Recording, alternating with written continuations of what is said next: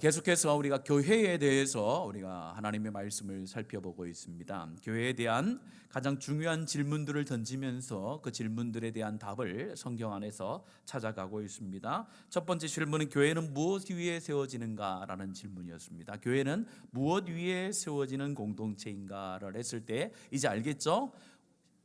그렇죠. 예수 그리스도를 주로 고백하는 신앙의 고백 위에 하나님의 교회는 세워진다라는 것이고, 두 번째는 교회는 무엇인가라고 했을 때 교회는 그리스도의 몸이다. 그래서 교회로 부름받은 각 지체들은 한 몸으로 연결되어져 있다라는 것입니다. 그 연결된 몸의 주인은 예수 그리스도, 머리는 예수 그리스도라는 것을 우리가 말씀을 통해서 또 들었습니다. 또 저 번째는 교회는 그럼 왜 존재하는가? 하나님께서 왜 우리를 하나님의 백성으로 하나님의 교회로 부르셨는가라고 했을 때에 그 예수 그리스도의 복음을 이 땅 가운데 선포하며 증거하며 나타나기 위하여 하나님의 교회를 하나님께서 부르셨다라고 말씀을 드렸습니다. 오늘은 그 교회는 어떻게 건강하게 하나님 나라를 위해서 사용될 수 있는가라는 질문입니다. 하나님의 교회가 어떻게 건강할 수 있는가라는 질문 앞에 오늘 이 말씀을 통해서 함께 하나님의 뜻을 살펴보고자 합니다. 교회는 이미 승리한 교회인 줄로 믿습니다. 교회는 결코 사단의 권세 아래 무너지지 않는 승리한 교회입니다. 그러나 중요한 것은 승리한 교회일지라도 건강하지 않을 수 있다라는 위험성이 있습니다. 승리를 하나님께서 우리 가운데 주었지만은 그 승리를 우리가 누리지 못하고 우리가 건강하지 못한 교회로 이 땅 가운데서 살아갈 수 있는 그런 위험성과 약함이 우리 가운데 있다라는 겁니다. 그래서 교회로 부름받은 저와 여러분과 교회 공동체인 우리 웅천교회라는 이 공동체는 하나님 안에 승리한 교회로서의 뿐만 아니라 이 땅 가운데서 건강한 교회로서 하나님께서 기뻐하시는 교회로서 우리의 건강의 모습을 자꾸 확인하고 건강을 체크하면서 교회를 섬겨 나가야 된다는 겁니다. 그래서 오늘 사도행전 2장의 말씀에 보면은 하나님께서 교회를 세우신 첫 교회의 모습에 대해서 설명을 하고 있습니다. 우리가 지금은 교회라고 할 때에 교회가 굉장히 익숙합니다. 지금 우리나라뿐만 아니라 전 세계적으로 교회들이 많이 있고 교회당 건물이 많이 있기 때문에 교회 그러면은 우리가 교회당 건물을 생각하고 그 안에 있는 사람들을 보통 떠올리게 됩니다. 그러나 지금 사도행전 2장이 기록되어지고 있는 그 당시에는 교회라는 것이 없었습니다. 이제 교회의 첫 시작이 되는 거예요. 첫 교회의 발판이 놓여지고 첫 교회의 모습이 형성되어지고 있는 그때라는 것을 우리가 기억을 해야 됩니다. 그래서 하나님께서 교회를 첫 세우실 때에 어떻게 세워나가시는가? 오순절날 마가의 다락방에서 120명의 성도들이 합심하여 하나님께 기도할 때에 성령의 충만함이 임합니다. 성령의 충만함이 임한 뒤에 그들이 나가서 예수 그리스도를 주로 선포하게 됩니다. 그 복음을 들었던 사람들이 주께로 돌아오기 시작합니다. 돌아와서 공동체를 형성합니다. 그 공동체가 형성되어진 것이 교회가 된 것입니다. 그래서 교회는 사람이 어떤 의도적으로 만든 어떤 공동체가 아니라 철저히 성령을 통하여 세워진 하나님의 교회인 줄로 믿습니다. 성령을 통하여 하나님의 교회를 하나님께서 세워 나가신다라는 겁니다. 그걸 보면서 교회는 우리가 인간이 아무리 열심히 하고 열심히 해도 성령 하나님이 세우지 아니하면 교회는 교회다워질 수 없고, 교회는 교회로서 건강해질 수 없고, 교회는 교회로서의 사명을 감당할 수 없다라는 것을 다시 한번 깨닫게 됩니다. 그래서 우리가 교회를 배워나가면서 꼭 잊지 말아야 될 것은 이 교회는 지금도 성령 하나님께서 세우셨고 인도해 가시고 책임지시고 성장시키는 교회라는 것을 우리가 잊지 않고 그 성령 하나님을 의지하며 하나님의 교회를 섬겨나가고 세워나가야 될 줄로 믿습니다. 오늘 이 말씀을 보면서 그 하나님께서 성령을 통하여 세우신 그 첫 교회의 모습이 어떤 모습인가? 오늘 말씀해 보면은 짧은 말씀입니다. 42절을 시작하면서 이렇게 말합니다. 그들이 사도의 가르침을 받았다라고 말합니다. 먼저 하나님의 교회는, 교회 가운데 있어야 될 것은 사도의 가르침, 하나님의 말씀을 가르침을 받는 공동체가 되어야 된다는 거예요. 오늘 가르침이라는 것은 무엇입니까? 단순한 정보가 아니죠. 가르침을 통하여 삶을 변화시키는 가르침이에요. 가르침에 대한 내용이 뭡니까? 사도의 가르침이라는 거예요. 사도의 가르침은 곧 무엇을 말하는 겁니까? 예수 그리스도의 말씀을 말하는 거죠. 그래서 교회는 하나님의 말씀을 가르치고 배워나가고 잘 듣는 곳이 하나님의 교회라는 겁니다. 그 하나님의 말씀을 잘 듣고 배우는 교회가 하나님 안에서 건강한 교회가 되어진다라는 뜻이죠. 근데 오늘 말씀해 보면은 사도는 복수인데 가르침은 단수입니다. 다시 말해 가르치는 사람은 교회 가운데 여러 사람이 있을 수 있으나 그 내용은 오직 하나라는 거예요. 무엇입니까? 오직 예수 그리스도의 복음과 십자가와 죽음과 부활인 줄로 믿습니다. 교회는 그걸 가르치는 거예요. 교회는 세상의 학문을 가르치고 교회는 자기를 발전시키기 위한 어떤 그런 노하우들을 가르쳐주는 공동체가 아니라 철저하게 교회에서 가르치는 사람들은 하나님의 복음의 메시지, 예수 그리스도의 말씀, 곧 하나님의 계시의 말씀을 가르쳐야 된다라는 것을 명확하게 말합니다. 그래서 교사로서 섬기는 분들은 우리 아이들 가운데 철저하게 하나님의 말씀 중심으로 가르쳐야 되는 거죠. 또 셀 리더로 섬기는 분들도 철저하게 하나님의 말씀에 근거하여 말씀의 내용들만을 나누고 가르쳐야 되는 거예요. 또 오늘 강단에서 설교를 하는 우리 교육자들 모두가 세상의 것을 가르치는 것이 아니라 뭘 가르치는 겁니까?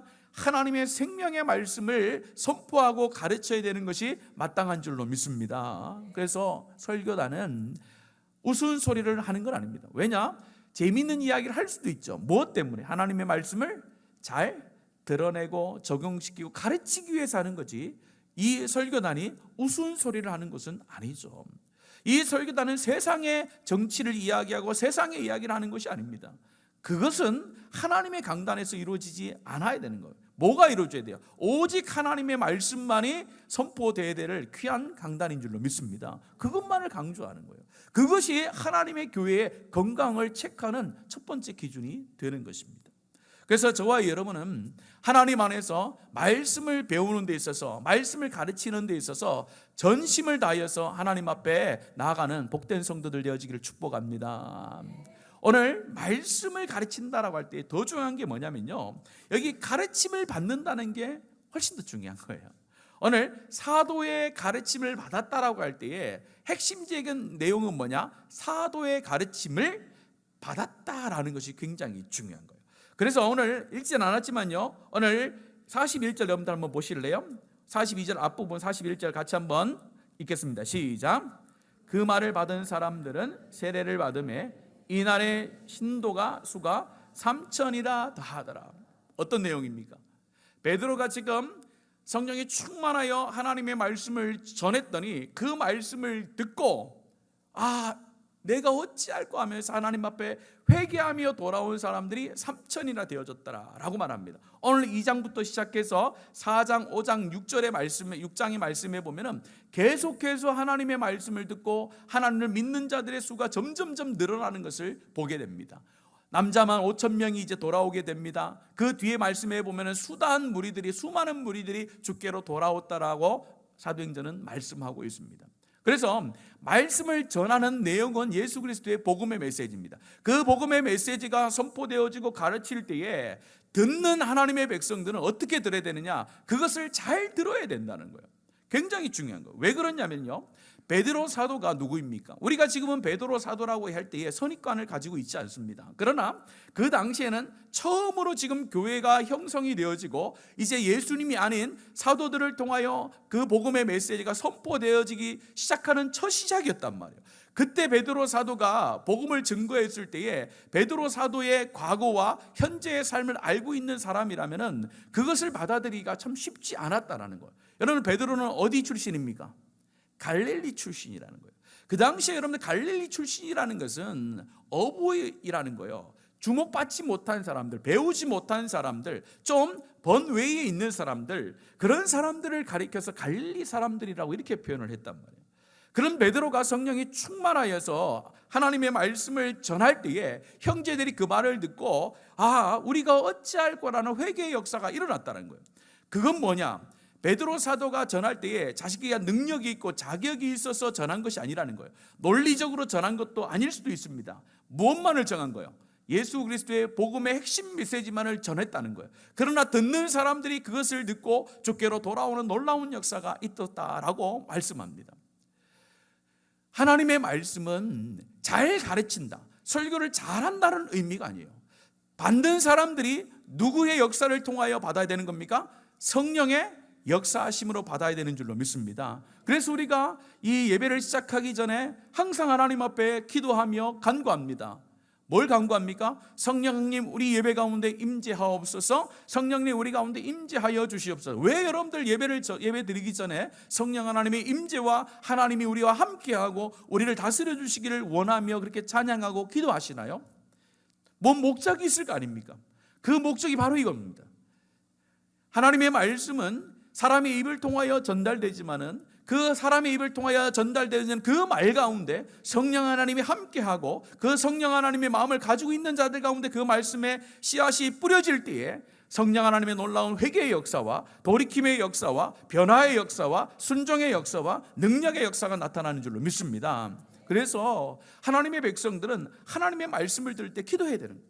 하나님 오늘 이 시간에 내 마음 가운데 성령님 충만히 임재하셔서 하나님 저 강단으로부터 내려온 하나님의 말씀이 사람의 말이 아니라 하나님의 말씀으로 내 안에 들려오게 하시고 들려온 그 하나님의 말씀이 내 심령 가운데서 하나님 역사를 일으켜 내 삶을 변화시키고 내 삶 가운데 능력 있는 하나님의 말씀으로 하나님 인도해 주시옵소서.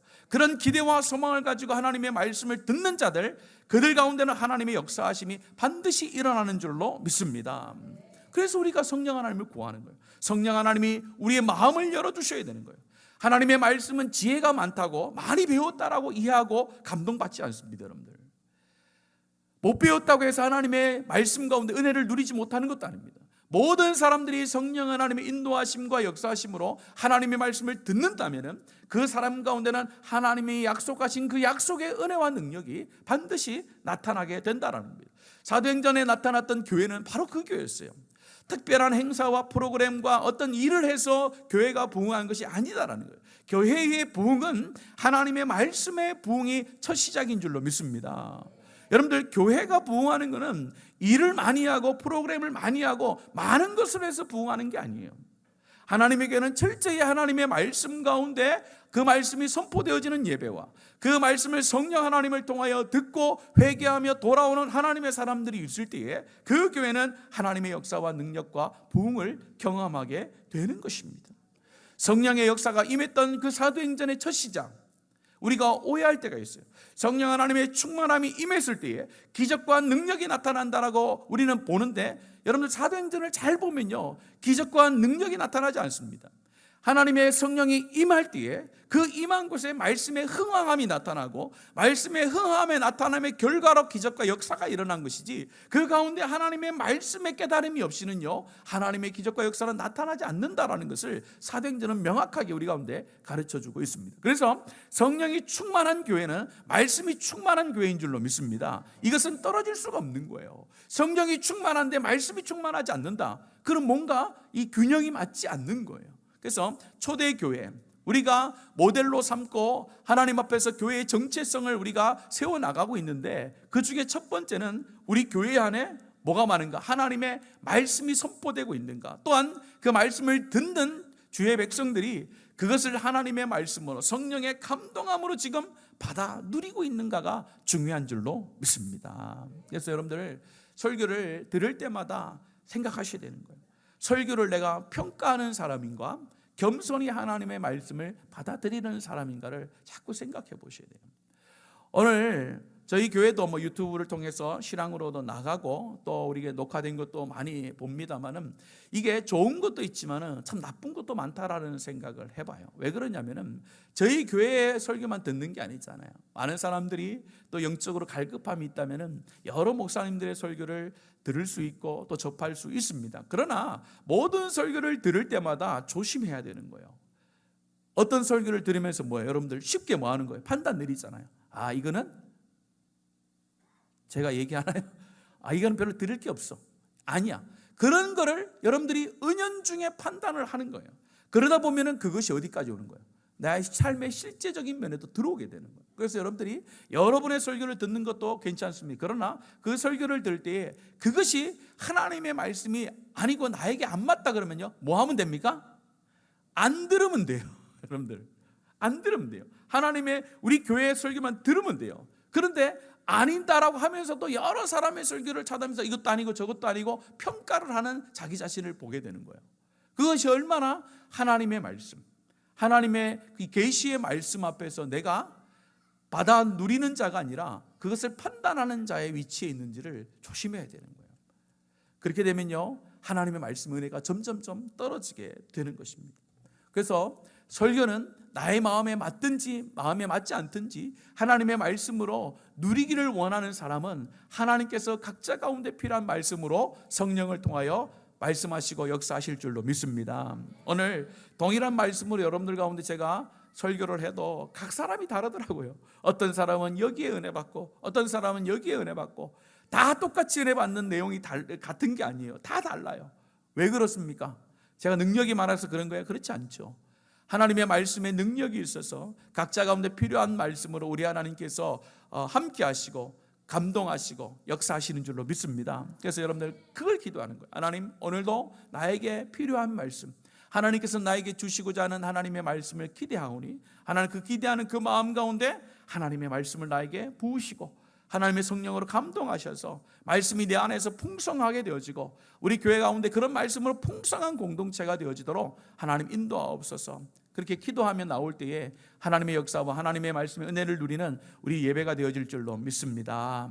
그래서 말씀의 은혜가 사라지는 교회는요, 점점점 하나님의 능력도 사라지는 교회가 될 수밖에 없는 거예요. 그래서 오늘 이 마지막 시대에 말씀이 어떻게 보면 홍수의 시대에 살고 있습니다. 이런 시대에 그냥 홍수 가운데서 먹을 물이 없어서 우리가 갈아여 죽는 것처럼 우리가 들을 수 있는 많은 하나님의 말씀이 있지만은 나에게 생수가 되어지는 말씀을 찾아야 되는 거예요.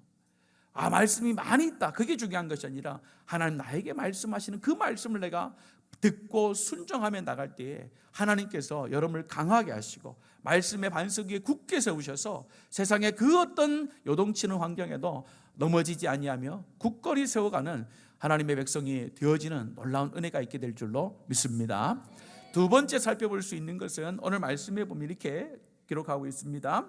42절 말씀 보면요, 서로 교제하고 떡을 떼며 이렇게 말합니다. 두 가지를 말하죠. 서로 교제하며 떡을 떼며 라고 하는데 서로 떼어 볼 수도 있고 같이 볼 수도 있는 내용이죠. 서로 교제한다는 것이 무엇입니까? 서로가 연결되어 있다라는 거죠. 교회는 혼자서 신앙생활하는 게 아닙니다. 교회는 서로가 한 몸으로 연결되어졌기 때문에 서로가 교제하는 것이 굉장히 필요한 거예요. 그런데 여기서 교제하는 것은 어디 안에서 교제하는 겁니까? 철저히 말씀, 배운 말씀 안에서 교제하는 것을 말하는 거예요. 이 교제하는 것은 나의 필요에 따라서 나의 유익을 위해서 교제하는 것이 아니라 나의 것을 다른 사람에게 내어주면서 교제하는 그 교제를 말씀하는 것입니다. 그리고 떡을 떼며라는 것은 우리가 식사와 성찬을 같이 의미합니다. 초대교회는요, 이 식사와 성찬을 같이 했습니다. 모일 때마다 했어요. 앞에서도 말씀을 드렸습니다만 그 당시에 교회의 구성원들이 대부분 노예들이 많았습니다. 우리 주인들도 있었지만 노예들이 많아서 저녁에 보통 모여서 예배를 드리는데 그 예배를 드릴 때에 그 저녁 식사를 하지 못하고 온 사람들도 많았어요. 그래서 먼저 우리는 빵을 이만큼 주잖아요. 진짜 이만큼 줘요. 근데 초대교회는 그렇게 안 하고 큰 빵을 만든 거죠. 큰 빵을 많이 해서 배부르게 먹는 거예요. 배부르게 먹은 다음에 남은 걸 가지고 성찬의 예식을 하는 거예요. 그래서 먹고 교제하고 성찬하는 것이 예배 가운데 함께 이루어졌던 것이 초대교회거든요. 그런 상황에서 오늘 서로 교제하며 떡을 뗐다는 게 무엇입니까? 성도가 서로를 위하여 자기 것을 나눠주고 함께하는 거예요. 이것을 못해서 질책받은 교회가 고린도 교회였잖아요. 일찍 온 사람들이 뭘 다 먹어요? 빵을 다 먹어버린 거예요. 나중에 오는 사람들이 나중에 온 사람들은 시간에 여유가 없는, 대부분에 보면 종이었고 그런 사람들이었다는 거예요. 그런 사람들한테 먹을 것이 없어가지고 이렇게 있는 거, 그걸 보면서 하나님께서 바울 사도를 통해 얘기하는 거예요. 잘못됐다는 거예요. 배려하라는 거죠. 오늘 저와 여러분이 교회를 섬기면서 건강한 교회라는 것은 성도와 성도의 교제가 서로를 희생하며 서로를 내어주며 하는 그런 교제 공동체가 되어졌는가를 살펴보는 거예요. 내 만족과 내 유익과 나의 편안성, 나하고 맞는 사람하고만 교제하는 건지, 아니면은 나보다 좀 맞지 않는 사람, 나보다 좀 어린 사람들, 신앙이 낮은 사람들도 같이 독려하며 같이 세워가며 우리가 교제의 길을 가고 있는지, 그것이 굉장히 중요하다는 겁니다. 오늘 날 이 시대도 대부분 어느 정도 평균치의 삶을 살고 있습니다. 너무 못 배운 사람도 없고, 너무 마음이 배운 사람도 없고, 너무 부자도 없고, 너무 가난한 사람도 없는 것이 오늘 이 시대의 교회의 성도의 구성원이라고 볼 수가 있는데, 이런 상황 속에서도 성도가 서로 자기 것을 내어주면서 교제하는 것이 굉장히 어렵습니다. 그런데 이 당시에는 더 어려웠죠. 저는 이 당시의 상황이 어떤 상황입니까? 유대인과 결코 함께 할 수 없는 누가 같이 있었습니까? 이방인이 있었죠. 한 교회 안에 유대인과, 정통 유대인과 예수 그리스도를 믿음으로 교회 공동체가 되어진 이방인들이 그 교회 안에 같이 있었어요. 근데 그 같이 있었는데 그곳에서 서로 교제하며 떡을 떼며 성찬을 했다. 이것은 예수 그리스도의 보혈의 놀라운 역사, 곧 하나됨의 역사가 이 교회 공동체 안에 이루어졌다라는 거죠. 또 더 나가서 뭡니까? 종과 상전이 있다라고 얘기했죠. 또 어디 남자와 여자가 있죠. 그 당시에 유대인과 이방인, 또 종과 상전, 남자와 여자는 이 함께 할 수 없는 그런 존재라는 그런 인식이 많이 있었던 때에, 교회 공동체 안에 들어왔을 때에 그 교회 공동체가 그걸 다 허물고 하나됨으로 함께 교제하며 세워져 갔던 공동체가 되어졌다라는 것. 그것이 오늘날 우리 교회가, 오늘 현인 이 시대의 교회가 지금 잃어버리고 있는 교제의 원칙이라고 우리가 한번 살펴볼 수 있다는 거예요. 오늘 시대에 교회마저도 그리스도의 피로 값주고 사신 하나님의 각 사람들이 각자의 소견에 맞는 사람들, 각자의 수준에 맞는 사람들끼리만 그런 교제를 하고 살아간다면 교회가 교회다워질 수 없다라는 겁니다. 교회 안에는 비교와 차별과 벽이 있어서는 안 되는 거예요. 그래서 오늘 우리가 이 온 세대가 통합으로 예배를 드립니다. 예배를 드릴 때에 이 세대 간의 차이도 있어서는 안 된다는 거예요. 어린아이도 하나님께서 세우신 한 교회고, 어른들도 하나님께서 세우신 한 교회라는 생각을 해야 되는 것이고, 또 빈부의 격차에 있어서도 함께 해야 되는 거예요. 많이 가진 자는 뭐요? 작게 가진 자에게 나눠줄 수 있어야 되는 거예요. 건강한 자는 건강하지 못한 자는 뭐요? 배려할 수 있어야 되는 거예요. 또 많이 배운 자는요, 적게 배운 자는 뭐요? 이해하고 도와줄 수 있어야 되는 거예요. 이것이 어느 한쪽으로 치우치는 것이 아니라 서로 함께하는 공동체가 될 때에 하나님께서 건강한 교회가 된다라고 말씀하고 있습니다. 그래서 여러분, 교회 생활은 결코 혼자 하는 것이 아닙니다. 오늘 이 시대에 코로나 이후에 나타나는 교회가 온라인 교회가 있습니다. 온라인 교회라는 곳이 있어요. 온라인 안에서만 예배를 드리고 온라인으로 헌금을 보내는 교회가 있어요. 특수한 상황 가운데서 그런 경우가 있을 수 있습니다. 전쟁의 상황이라든지 어떤 전염병의 상황에서 우리가 특수한 상황에서 어쩔 수 없이 만들어낸 교회인데, 보편적으로 그런 교회는 하나님께서 만들어낸 교회의 의미는 아니다라고 볼 수가 있습니다. 왜냐? 교회라는 것은 계속해서 말씀드리는 교회의 뜻이 뭐라고요? 하나님께서 세상으로 불러 모아 놓은 공동체를 교회라고 하는 거예요. 세상으로부터 부름받아서 불러서 하나의 공동체로 묶여 놓은 것이 교회인데, 그게 교회의 정체성이고 정의인데, 그러면 그 묶어놓은 교회가 함께 있어야 되는데, 모여야 되는데 모이지 않으면 그거는 교회의 정체성과 정의에 전혀 맞지 않는다라는. 그래서 우리는 모여야 되는 거예요. 그래서 말세가 되어질 때에 나타나는 현상이 뭐라고 했습니까? 하나님의 백성들이 모이기를 뭐 한다고요? 패한다는, 모이기를 싫어한다라는 거예요. 악한 영은 그걸 잘 알고 있는 거예요. 그래서 우리 교회는 어쨌든 간에 하나님의 교회로 부름받은 자들이기 때문에 하나님의 교회의 공동체로 모여서 뭐 하는 거예요? 각자 사는 것이 아니라 서로를 돌아보고 서로 가운데 모여 필요한 것들을 채워나가는 그런 하나님께서 생명을 나누는 그런 공동체로 우리를 세우신 줄로 믿습니다. 나눠야 되는 거예요. 나눠야 되는 거예요. 그것이 굉장히 중요한 거예요. 여러분, 그래서 교육부서뿐만 아니라 셀 모임할 때마다 계속해서 베풀고 나누어야 되는 거예요. 교회는 내 것을 자꾸 가지고 있으면요, 함께 교제할 수 없어요. 내 것을 나눌 때에 참다운 교제가 나타나는 거예요.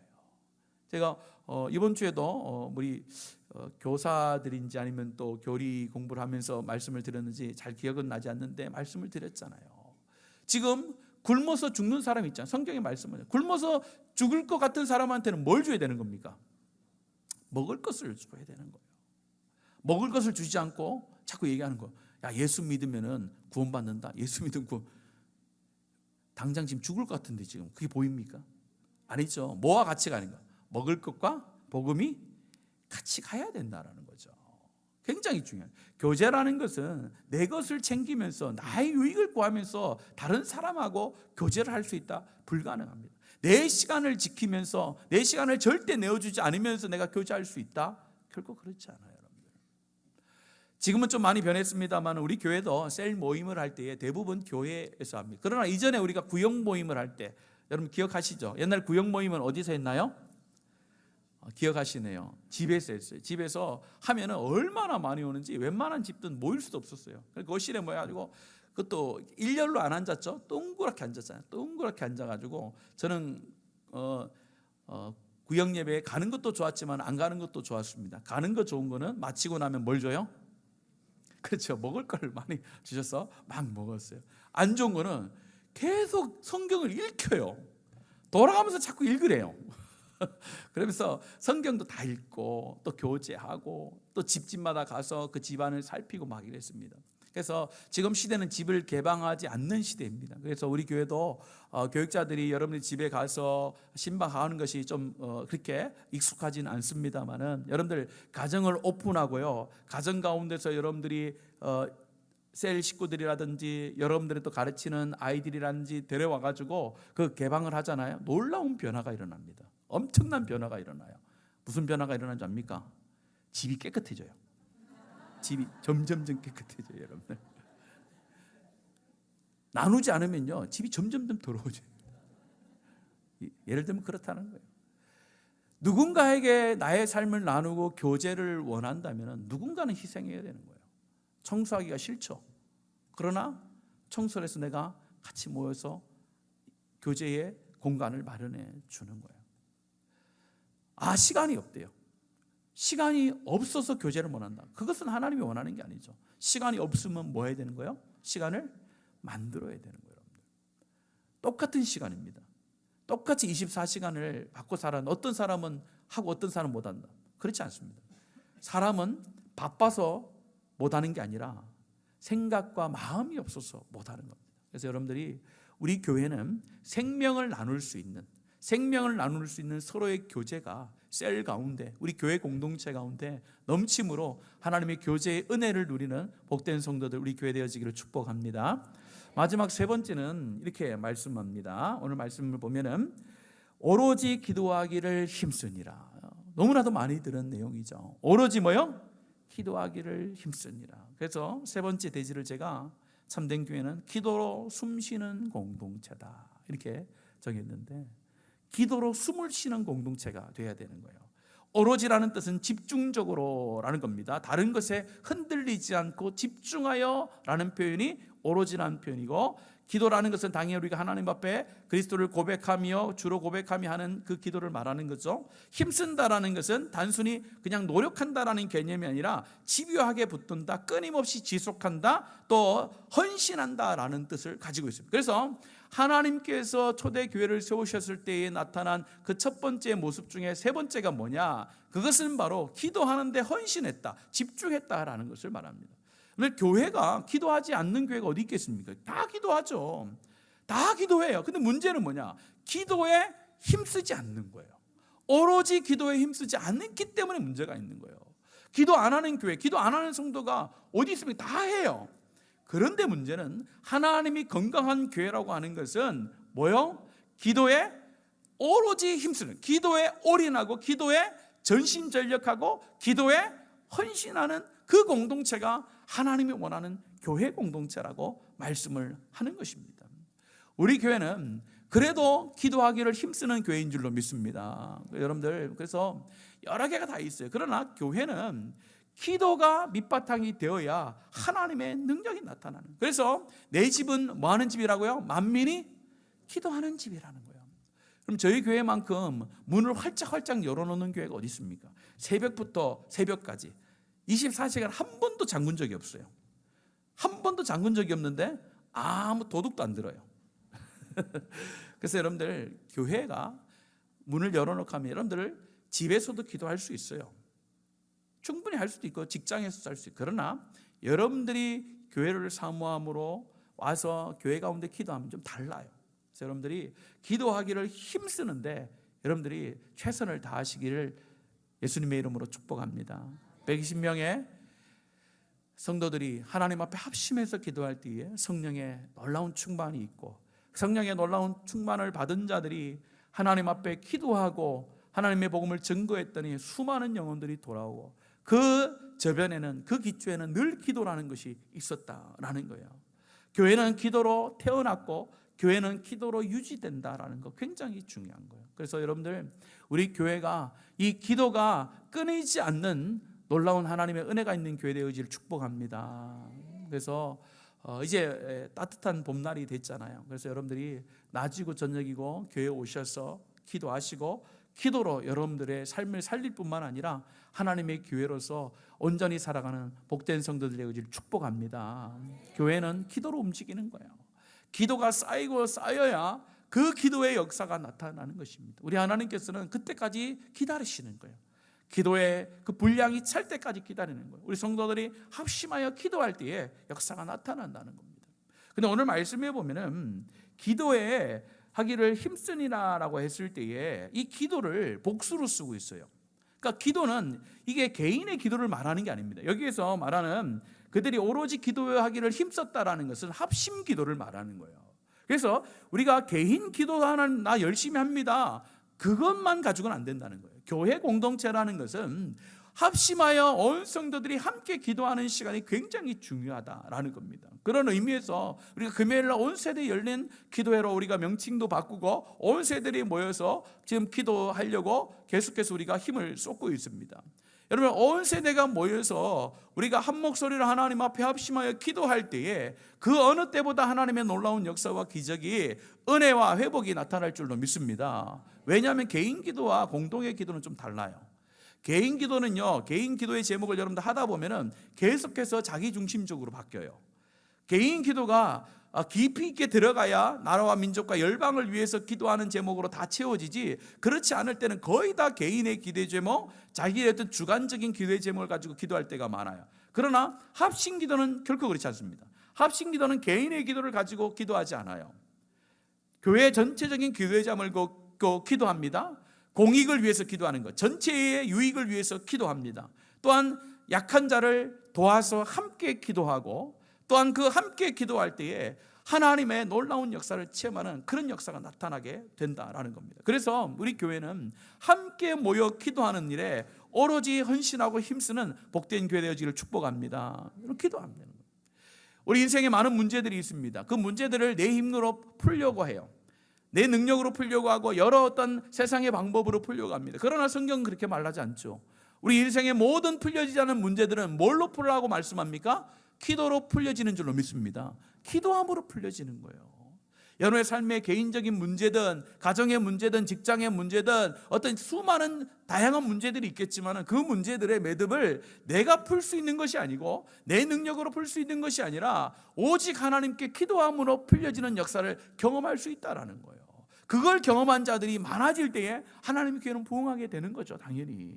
그래서 우리가 함께 꿈꾸며 소망했으면 좋겠습니다. 우리 어린 아이부터 노년에게까지 모든 자들이 함께 모여 기도할 때 아이들은 아이들의 삶 가운데 묶였던 것들이 풀려지고, 또 젊은이들과 청년들은 그때에 또 묶였던 것들이 풀려지고, 또 우리 어르신들은 어르신 나름대로의 가지고 있는 수많은 여러 다양한 문제들이 함께 기도함으로 풀려지는 역사가 있게 될 줄로 믿습니다. 너희는 먼저 그의 나라와 의를 구하라고 했어요. 하나님의 놀라운 법칙이 여기 있습니다. 그리하면 뭐요? 너희 모든 것을 채우시리. 너희들이 입고 먹고 마실 것들을 다 채우겠다라는 약속이에요. 근데 우리가 대부분 개인의 기도의 제목을 보면은 우리가 먹고 마시고 입는 것에 대부분 기도의 제목이 다 맞춰져 있어요. 근데 그걸 놓고 기도하는 시간에 우리가 함께 하나님의 교회 공동체와 하나님 나라와 함께 공익을 위해서 기도할 때에 우리가 개인의 기도를 하지 않아도 우리 하나님께서는 우리의 삶의 개인의 기도를 들으시고 하나님께서 응답하시는 줄로 믿습니다. 그것이 하나님의 교회의 공동체의 기도의 위력이라는 거예요. 개인의 기도를 위해서 기도를 하지 않는 것은 아니지만은 우리가 함께 하나님에 모여서 합심하여 기도할 때에 개인의 수많은 문제들은 하나님께서 하나하나 정리해 가신다는 거예요. 그래서 하나님의 교회가 든든히 세워갈 때에 그 교회 안에 일원이 되어졌던 사람도 동일하게 성장되어지고 하나님 능력을 경험하는 거예요. 이거는 떨어질 수 없는 관계라는 거예요. 하나님의 교회는 하나님의 기도가 흥황하고 말씀이 흥황한데 그 교회 다니는 교회는 삶이 피폐해지고 영적으로 무뎌진다. 그럴 수가 없는 거예요. 이건 연결되어져 있는 거예요. 그래서 우리 교회 모든 성도들이 합심하여 한번 기도해 보겠다. 하나님 나라와 의를 위해서 내가 하나님 나라를 위해서 기도하겠다. 그런 결단과 소망을 가지고 우리가 기도할 때에 우리 어린 아이로부터 노년에 이르기까지 삶 가운데 닫혔던 문들과 막혔던 장애물들과 묶였던 모든 매듭들이 풀려지고 열려지고 회복되어지는 놀라운 역사를 경험하게 될 줄로 믿습니다. 그래서 기도하는 거예요, 여러분들. 기도하는 거예요. 매번 반복되는 것 같아요. 매번 똑같은 기도 제목이 같아요. 관계없습니다, 여러분들. 하나님의 나라는 단번에 이루어지지 않아요. 끊임없이 기도하는 거예요. 지루할 만큼, 지루할 만큼 하나님의 나라를 위해서 기도하는 거예요. 그걸 또 기도하나, 또 기도하나, 기도해야 돼요. 예배를 위해서 한 번 기도하면 되지 안 됩니다, 여러분들. 될 때까지 기도하는 거예요. 하나님의 나라는 그렇게 기도로 응답을 누리는 거예요. 한 번 기도로 누리는 것이 아니라 끊임없이 지루할 만큼 정말로 그 자리를 지키고 기도할 때에 하나님의 때가 되어지면은 하나님께서 놀라운 것으로 채워나가실 줄도 믿습니다. 우리가 합심하여 기도함을 통하여 하나님의 풍성한 은혜를 누리고 기적을 누리는 우리 교회 공동체 모든 주의 백성들 되어지기를 예수님의 이름으로 축복합니다. 오늘 이제 사도행전의 2장의 말씀을 통해서 교회의 세 기둥이라고 할 수 있는 중요한 기둥 세 가지를 살펴봤습니다. 교회는 하나님의 말씀이 선포되고 하나님의 말씀을 성령의 능력과 은혜로 받아 누리는 교회가 하나님이 원하는 교회인 줄로 믿습니다. 우리가 교제하는데 내 만족, 내 유익을 챙기면서 교제하는 것이 아니라 내 생명을 들여서 함께 교제할 때에 그 교제의 역사가 나타나게 되는 것입니다. 기도가 흥왕케 되어질 때, 기도가 살아날 때에 하나님의 교회는 성장하고 그 안에 있는 자들은 하나님의 역사를 경험하고 하나님의 회복을 경험하는 것입니다. 우리가 함께 모여 기도하며 하나님 나라를 꿈꾸고 하나님 놀라운 회복을 꿈꿀 때에 하나님께서는 각자를 통하여 우리 공동체를 통하여 하나님의 역사를 행하실 줄로 믿습니다.